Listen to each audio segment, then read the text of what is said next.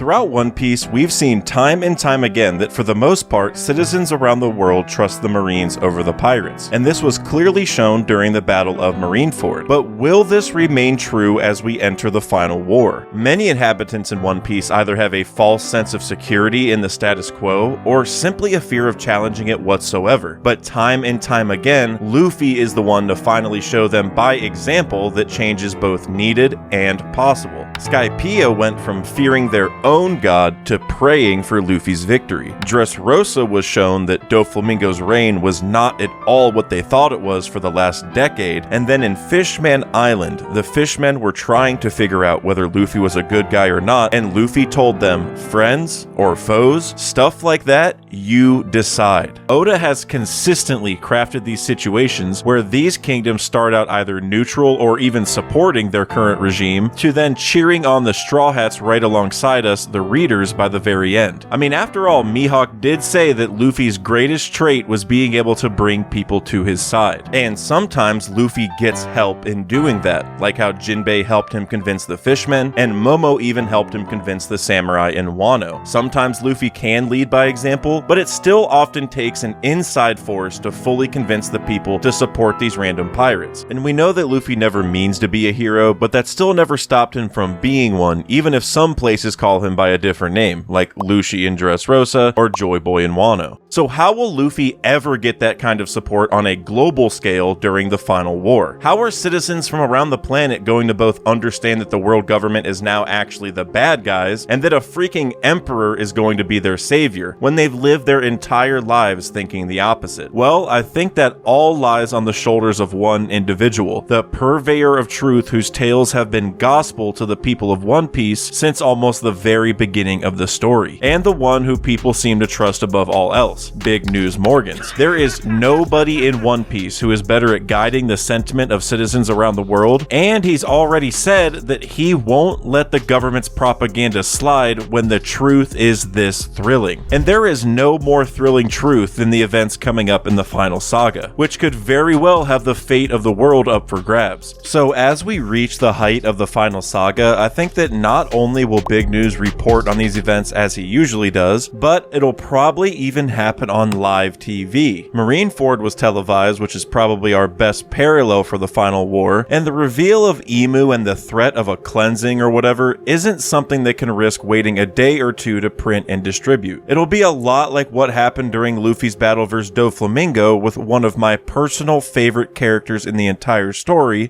Gatz. What Gatz was to Dressrosa is exactly what Morgans will be to the entire world as Luffy clashes with Emu. Or maybe even Luffy's clash for Pirate King too, but I'll discuss that later in the video. And by the way, if you end up enjoying the content, then clicking subscribe would be very much appreciated. I noticed that about 90% of viewers last month didn't subscribe yet, and it just takes a quick second and truthfully does make a massive difference. So if you could, it'd be awesome if you would. But as for Gatz, he already has a lot of parallels to Big News. One announced to Dressrosa, while one announces things to the world. The people have a certain level of trust in both of them, and quite frankly, they both just hype everything up and make things more exciting. The Dressrosa arc likely has a lot of broader parallels to a supposed final war as well. Both involve taking down celestial dragons, both involve the Void Century since the Tentata had history from that time period, and the birdcage may even be a rough idea of what a great cleansing could be like. Morge did a great job discussing these ideas further in these two videos, which I recommend for more context, but the point is that if Dressrosa had someone announcing these events, then I think the world needs someone similar as the main events of the final saga unfold, and there is no one better than Big News Morgans. So I want to spend a little more time digging into Gatz's character, because he is one that stands out to me more every single time I watch or read Dressrosa. At first, he may just seem like your token anime tournament announcer during the Coliseum, but Oda was able to use his character as a uniting force in the most tumultuous moments of that arc. He was the only one that Luffy told about the 10-minute time limit for his haki, and Gatz was able to rally both the gladiators from the Coliseum to ward off Doflamingo's return at their expense, and also the people of Dressrosa. He revealed that Lucy was actually Straw Hat Luffy, and although a pirate caused this whole mess in the first place in Doflamingo, Luffy is the one they need to trust in this moment. And they all believed him. They all started doing a countdown together, and it pissed off Doflamingo so much that he even attacked him. I could definitely see a world where Big News fills a similar role, and maybe even gets attacked by Emu as a result. I mean, Wapple is on his ship right now and mentioned getting erased, and he also has one of Emu's targets with him in Vivi. Oda already said that there will be some kind of free-for-all battle royale coming up too, which could maybe even be a parallel to the Colosseum fight in and of itself. There were 4 blocks, and we have 4 emperors, and there was a free-for-all at the end. Also, the prize was a treasure chest attached to a fish, while many people, including myself, theorized that the One Piece is going to be connected to a whale. And maybe the Mera Mera no Mi could even be viewed as an allegory for the sun god fruit that Joy Boy had, who left the One Piece behind. Battles in One Piece have started to become so insane that I don't think we'd ever fight inside an actual Colosseum again towards the end of the final saga. And like I said, the papers do take a day or two to distribute, so Morgan's broadcasting all of this on live TV like Gatz announced the battle to Dressrosa just makes all the more sense to me. The entire One Piece world would be watching these events unfold like our entire world is. It would give us the same feeling of worry and elation that we've had in so many arcs, but on a global scale. Think about the people from Arlong Park or Skypiea, Thriller Bark, Fishman Island, Dressrosa obviously, and even others. Oda may be crafting a situation where every single place in the world is tuned into what's going on, and thanks to Morgans, they likely all know that Luffy is the one who can save them. Gatz was the one to reveal that Luffy was actually Luffy all along, and Morgans already revealed that Luffy's awakened appearance is still him thanks to the bounty poster. And since almost the beginning of the story, we as One Piece fans have always looked forward to what the newspapers had to say, whether it be bounties, updates around the globe, or even the announcement of a public execution. The news has always served as a way for our crew to keep up with the world, and for everyone in the world to keep up with the crew. This has helped Morgans build a repertoire with people everywhere, despite the fact he twists the truth without them knowing, while us readers often do. And I do want to mention how Wano is ironically one of the only arcs where we were really deprived of seeing the citizens follow the battle at hand. The entire raid happened without those in the capital ever knowing, and Oda likely did this since it was the night of their fire festival, the one night where Orochi and Kaido wouldn't bother them. So it was a true success for the Alliance to have the people not even worry about what was going on. And I also think there's a parallel to be made here where Wano was a closed off country already, so having the capital closed off from the events of the raid makes a lot of sense. But in almost every other scenario, the people of the island are rooting for our crew as the battle is happening. And if the events of the final saga are shown live, then there would be zero doubt about the truth,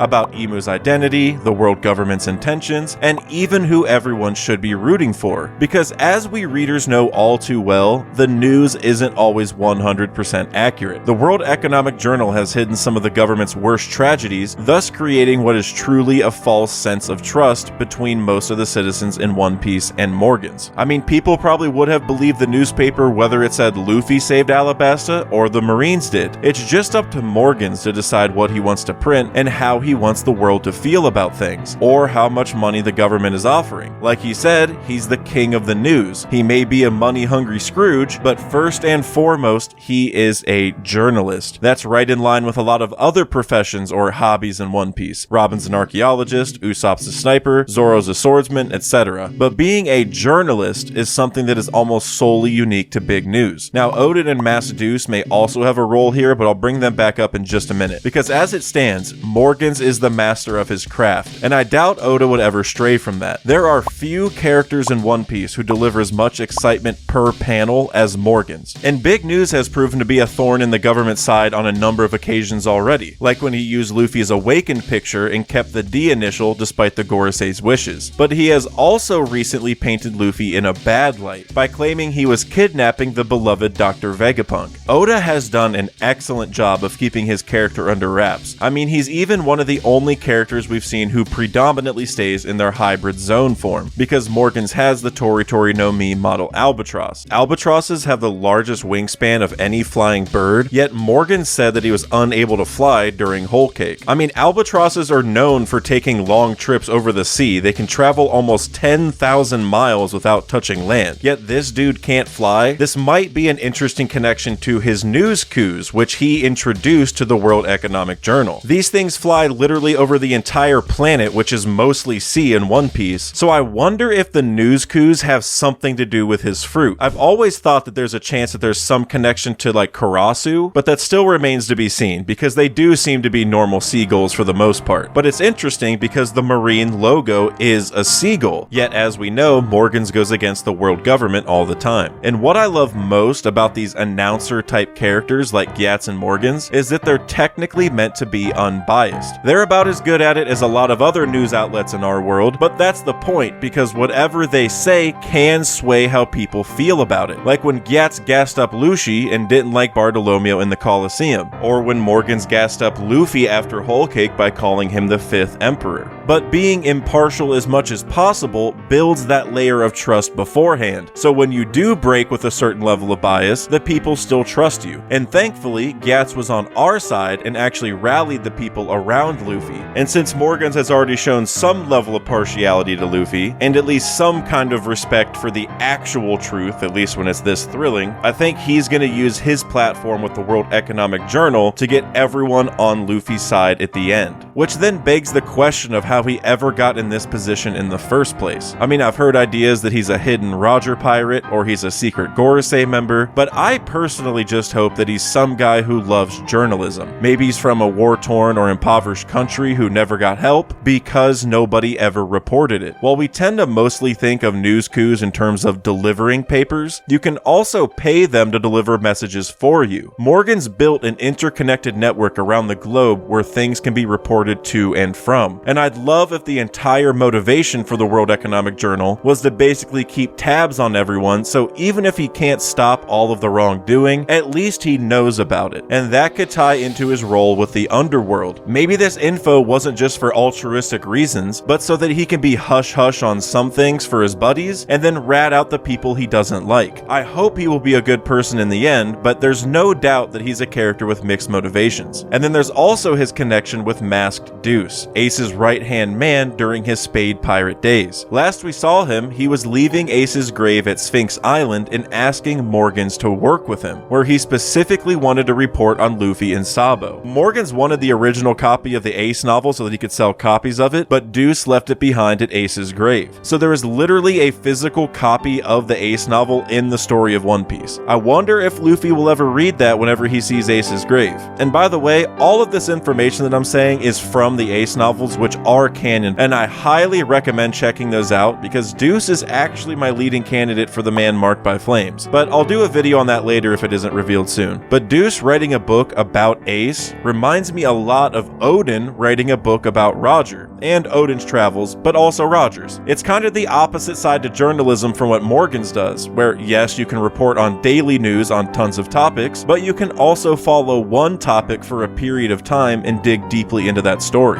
That's what Deuce did, and I wonder if he's going to continue doing that about what's happening in the world right now. Or maybe even what's happening with Luffy, because he did tell Morgans he wants to follow Luffy and Sabo. I mean, Morgans did say that people already like Deuce's story, so he has written more than one. And I wonder if this connection is how we begin to have a true history of this era, much like how the poneglyphs serve as a true history of the past era. And this new era of truth might all start with Morgan showing everyone what's happening as it's happening on live TV. And I want to give a major shout out to the 150 plus people that we currently have as members on the channel. And special thanks to those who have been gifting memberships, because there's quite a bit of members content on the way. So shout out again to y'all, and thanks to everyone for watching. Please hit like and subscribe and all those good YouTube things if you enjoyed it, and I'll catch you guys next time. Later.